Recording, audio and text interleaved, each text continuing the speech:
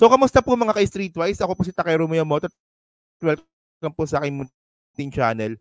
So, mga kababayan, yung pinag-uusapan po talaga kagabi pa, itong statement nga po ni dating police na Las Cañas, na siya nga po ay admitted na siya po ay parte po ng Davao Death Squad ng mga Duterte. So ngayon, ang binabanggit ngayon ni Las Cañas sa interview niya nga po kagabi sa Zoom ay si Sara Duterte daw po, yun nagsimula po ng tukhang, silang dalawa ni Bato de la Rosa. So ngayon, ang nangyari dito, sumagot ngayon si Sara Duterte na hindi daw po ito totoo.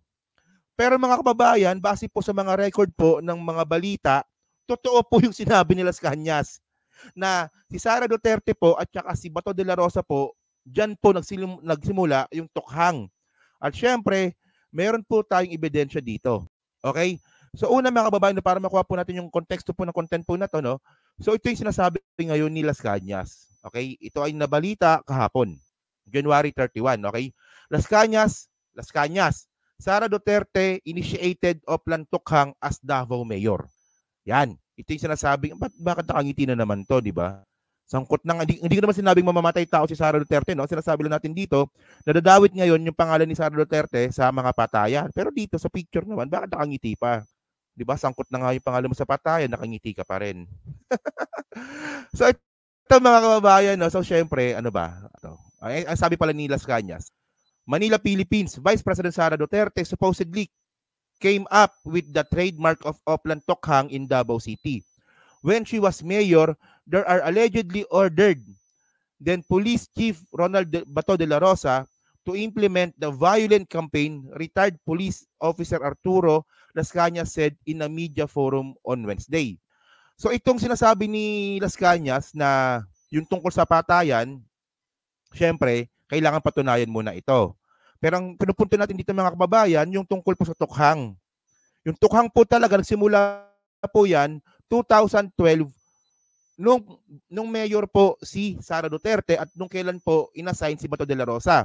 So 2012 then 2013. So ibig sabihin nun, mayor si Sara Duterte nun. So ito pa. Continue pa natin. Okay? Hindi lang siya, Sara, alam yung ginagawa ng kanyang tatay na bogus drug war. Which is totoo naman, no? Nag-invento talaga siya ng bagong trademark na extrajudicial killings in the name of tukhang. Las Cañas told reporters in a press conference according to a live stream by Pilipinas Today. So dito pala nanggaling to sa Pilipinas Today, no? So mga kababayan, actually. So ito po yung parte po ng interview po ni Las Cañas. Okay? So para hindi po tayo maka-copyright, haliitan natin, no? Okay. So ito alam ko na panood yun yung part na to pero syempre para kompleto po yung content na to, panoorin po natin to. Okay? Anong fabricate? Tingnan mo muna to kung fabricated to. Tingnan mo muna to. Sige. Ni Sara Duterte nang siya nang naging Davao City Mayor ang Oplan Tukhang. Siya na pasimulong itong Oplan Tukhang Nung nakaupo siya as mayor noong 2012, inappoint niya si Bato de la Rosa as Chief of Police ng Davao City. Sinabi sa akin ni Bato de la Rosa na nag-craft sila ng panibago ngayong extrajudicial killing na campaign against illegal drug, in which is Tok-Tok Hangyo, meaning Tukhang, mga target personalities illegal drug, labi na mga, lalo pa ang mga gumagamit ng shabu at saka nagbibinta. Sabi niya, tinapang ninyo, ilubong ninyo ang target para ang kaso, missing person lang. Ayan lang. So, maiksi lang naman yon. So ngayon, ang sinasabi ngayon ni Las Cañas, meron din daw pong sangkot na patayan doon po sa tukhang. So, pabayaan muna natin yan kasi nangyari yan sa Davao. So yung nangyari naman pong patayan ng tukhang sa buong Pilipinas nung si Digong yung presidente, so yun po kasi, mayroon na pong complaint sa ICC. At syempre, alam naman po natin may namatay. Di ba? Ang tanong ba dito, meron ba talaga namatay nung panahon nga po ni Duterte sa tukhang? Meron. Huwag niyo sasabihin wala. Kasi may nakita ko mga DDS dyan. Pag sinabi ninyong walang namatay at walang biktima ng patayon ng tukhang ni Duterte, ni Digong, katangahan nyo yan, magpakamatay na lang kayo. Pero yung regarding dito kay Sara Duterte, syempre kahit papano, nagiging fair tayo, leave it there. Pabayaan natin yan.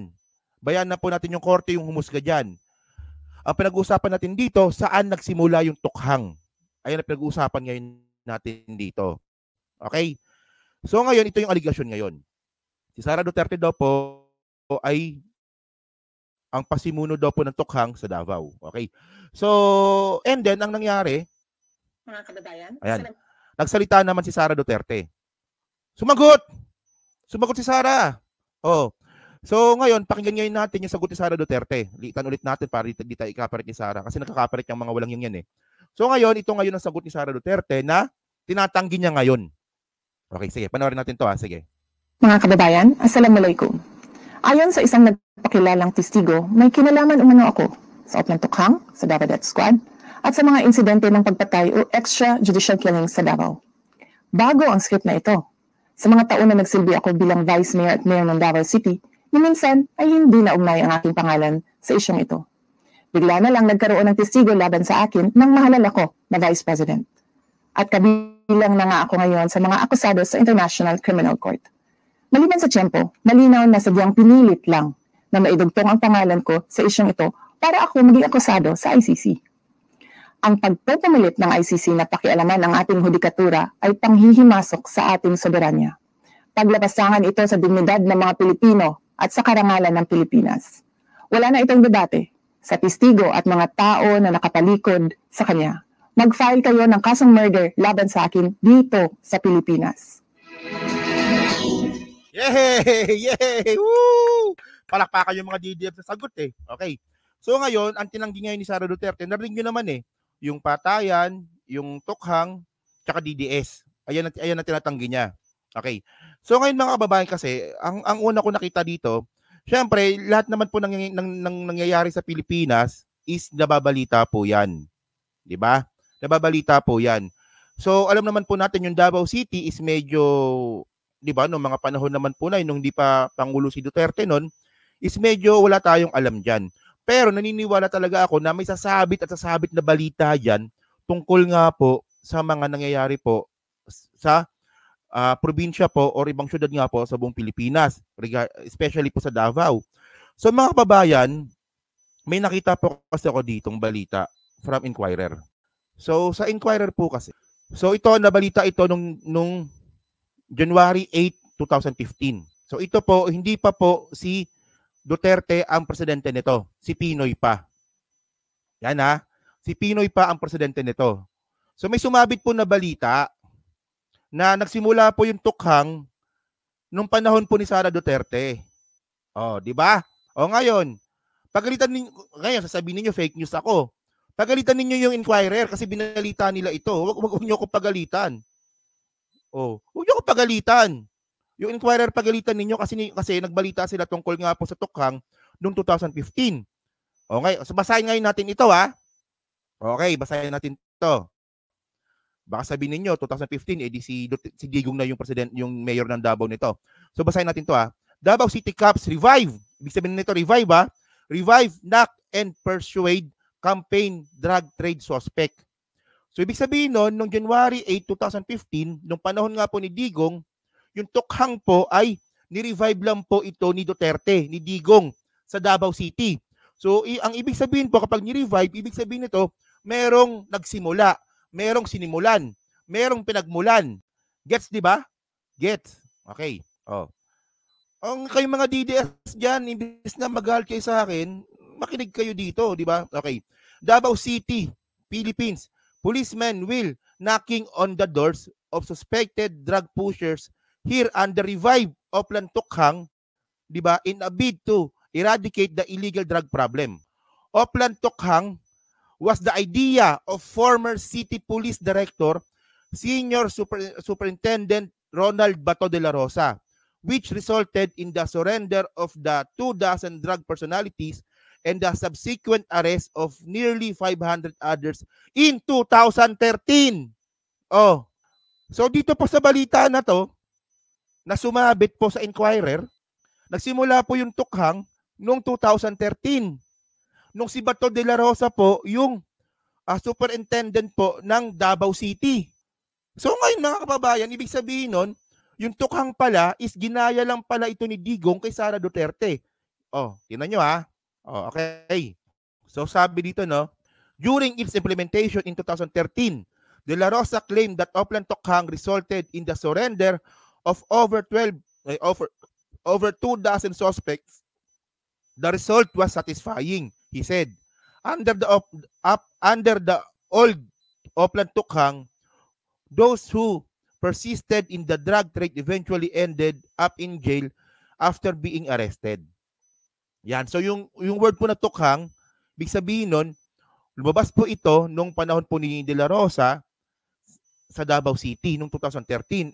Ngayon, sinearch po ngayon natin kung sino ba nag-assign kay Bato De La Rosa. Yan ha. So ngayon, lumabas dito, no, City Director of Davao City. January 2012. So, ang nag-appoint sa kanya, si Sara Duterte. Ayan, no? Sino yung mayor ng Davao nung January 12? Si Sara Duterte. Di ba? Ngayon, ang sabi ngayon ni Sara Duterte kanina sa statement niya, wala daw po siyang alam sa tukhang. Gaga ka ba? Ito na nga ebidensya na nga ito si Bato De La Rosa po nagsimula po ng tukhang sa Davao. At si Bato De La Rosa po ay inappoint ni Sara Duterte noong 2012. Ngayon, diyan sa mga DDS na nagko-comment diyan, paano nyo ngayon sasagutin ito? Di ba, ang sabi ko sa inyo mga kababayan, bago tayo mag-start, yung tungkol po sa sinasabi ni Las Cañas na patayan, itabi muna natin yun doon. Ang pinag-usapan natin dito is yung tukhang. Nakita nyo kanina, di ba? Di ba? Ang daming galit may ebidensya ako Welcome to my channel, mga DDS na tanga. Ganyan po ako mag-content dito. Palagi po tayong may ebidensya. Ngayon, nagpakita ko ng ebidensya dito na yung tukhang ay ni-revive lang ni Digong noong 2015 at ito po ay sinimula ni Sara Duterte noong 2012 at 2013 nung siya yung mayor. So ngayon dito, bakit tinatanggi ni Sara Duterte? Ang sakit, di ba? Ang sakit. Harap-harapan ko na pinapakita sa inyo na merong reference dito na kay Sara Duterte po talaga nagsimula yung tukhang, ayaw nyo pa rin maniwala. Ang tawag sa inyo, mga tanga. Hindi nga. Totoo. Imbis na magalit kayo sa akin, sagutin nyo na lang ito. Sige. Ang linaw kanina ng video. Di ba? Na wala daw po siyang alam sa tukhang. Ano to? Meron sumabit na balita from Inquirer noong 2015 pa. Ayan paano yan? May sumabit. Noong 2015, na-revive lang pala yan at nagsimula yan si Sara Duterte. Paano na? Takiru, bayaran ka. Ebidensya ninyo bayaran ako. Itong pinapakita ko sa inyo, ebidensya ito na yung tukhang po nagsimula kay Sara Duterte. Mga bobo.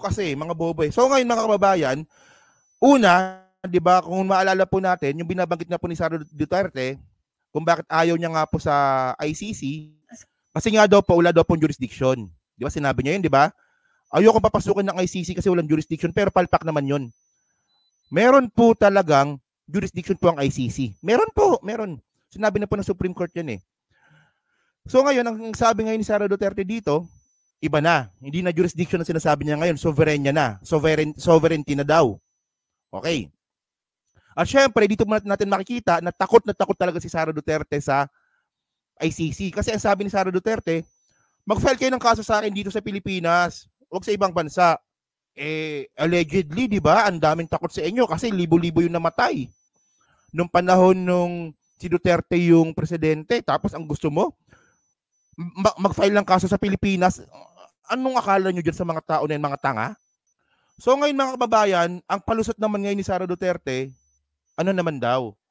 Sovereignty naman daw. So ito, meron ako nabasa dito mga kababayan. So ano ba ibig sabihin ng sovereignty? So base po sa Constitution natin mga kababayan, ang sovereignty po, ang pinaka napapaloob po sa soberanya po ng Pilipinas, ito sovereignty in the Philippine Constitution. Okay. The 1987 Philippine Constitution declares the Philippines as a democratic and republican state where sovereignty resides in the people. The Constitution also outlines the separation of powers among three branches of government: the executive, the legislature, and the judiciary, each of which has distinct and inviolable jurisdiction, thereby reinforcing the notion of sovereignty. So ang sovereignty daw po ng Pilipinas po mga kababayan ay para po sa mamamayang Pilipino. At dito po nakapasok po yung tatlong branches po ng gobyerno. So yung executive, legislative at saka judiciary. Okay. So bakit ko sinasabi ito mga kababayan? Bakit ko sinasabi ito? Kasi mga ka-streetwise, kung sinasabi po ni Sara Duterte na ang ICC po ay danger, di ba? Ay kumbaga labag ito sa ating soberenya. Pero kung pagbabasihan po natin yung constitution po natin, ang soberenya po ay napapaloob po ng executive, legislative, tsaka judiciary. Okay. So ngayon mga kababayan, anong sabi ng judiciary natin? Anong sabi ng judiciary natin? Kasi di ba, isa-isahin natin eh. Anong sabi ng judiciary natin regarding po sa ICC? Kasi ang sabi ni Sara Duterte, di ba, sovereignty. So yung sovereignty po natin may tatlong branches. Napapaloob po dito yung tatlong branches. So anong sabi ng judiciary natin? Oh. So kung sovereignty at kung titingnan po natin yung sinabi po ng Supreme Court sa judiciary branch, ang sabi dito, ito galing ito sa Supreme Court, di ba?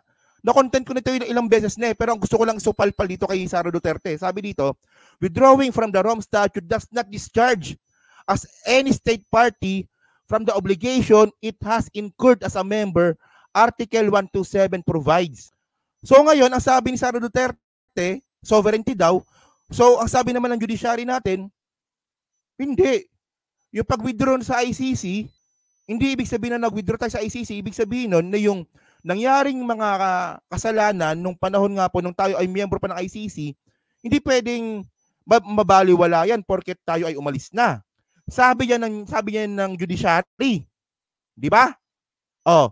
So palpak na si Sara Duterte. So ngayon mga kababayan, kung babalikan ngayon natin dito, ang sabi dito, bukod sa judiciary, meron pang legislature. Meron pang legislation. Okay? So anong sabi ng legislation? Ang sabi ng legislation, meron na pong resolution na naka-file po. O syempre kapag legislative po, yan po, pumapasok po dyan yung Congress. So ang sabi po ng Congress, di ba?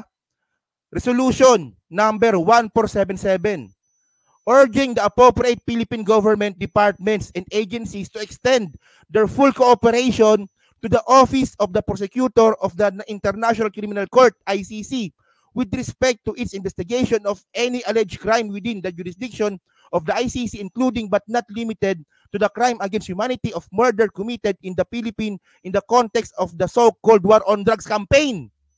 Oh, ngayon mga kababayan, yung sinasabi ni Sara Duterte na soberenya, katangahan mo.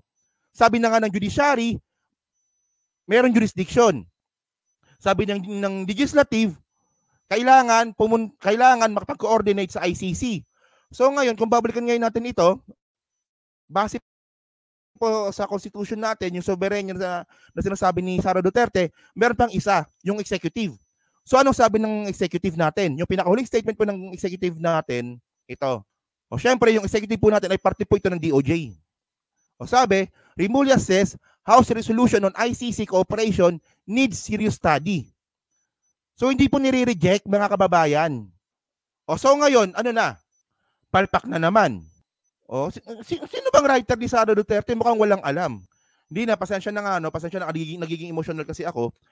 Kasi ang punto dito, basta makasagot lang. O kanina, ang daming palpak eh. Ang sabi niya kanina, wala daw po siyang alam sa tukhang. Pero meron tayong ebidensya kanina na pinakita na si Sara Duterte po talaga nagsimula ng tukhang. Kasi kailan ba naging chief ng PNP ng Davao si Bato de la Rosa? Nung panahon ni Sara Duterte. O, tapos ngayon, soberenya. Ito na nga yung soberenya. Questionable. Hindi ko sinasabing 100% na pumapabor po yung soberenya ng Pilipinas, pero may mga movement po, yung soberenya po ng Pilipinas, ito na nga po yung legislative, judiciary, at saka executive, para po papasukin at pag-aralan yung ICC. Sino bang writer nito? Bakit parang walang alam? Di ba? So yan lang, no? So nakakainis lang kasi yung itatanggi mo na pero ginawa mo pala. Doon talaga ako naiinis eh. Ang linaw-linaw ng sinabi ni Sara Duterte, wala daw po siyang alam sa tukhang, wala daw po siyang alam sa DDS, wala din daw po siyang alam sa patayan. Sige, okay lang yun. Oh, yung DDS, sige, ibigin na natin. Yung patayan, sige, ibigin na natin. Wala kang alam. Pero binanggit mo yung tukhang eh. Binanggit niya kanina yung tukhang eh. Wala daw po siyang alam eh. Yun naman pala, sa kanya pala talaga nagsimula. So tama si tama apparently tama si Las Cañas. Dun sa tukhang, sa patayan kailangan patunayan 'yan. Sa DDS kailangan patunayan 'yan. 'Di ba? Oh. Ito malinaw, Duterte hindi equals Pilipinas o soberanya ng Pilipinas.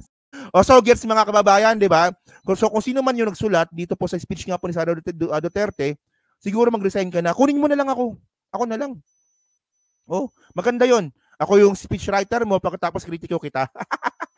So yun po, no. So diyan po sa 898 po na nanonood, pahingin na lang po ako ng like para po makatulong po sa algorithm po ng content po na to. So and then diyan po sa team replays, tsaka diyan din po sa live comments. So kayo po, anong masabi niyo nga po dito sa pagsisinungaling? Ako naniniwala ko pagsisinungaling ito eh. Pagsisinungaling apparently ni Sara Duterte diyan nga po sa pagtanggi niya regarding po sa tukhang. So, syempre nagpakita tayo ng reference na ang tukhang po talaga nagsimula sa kanya.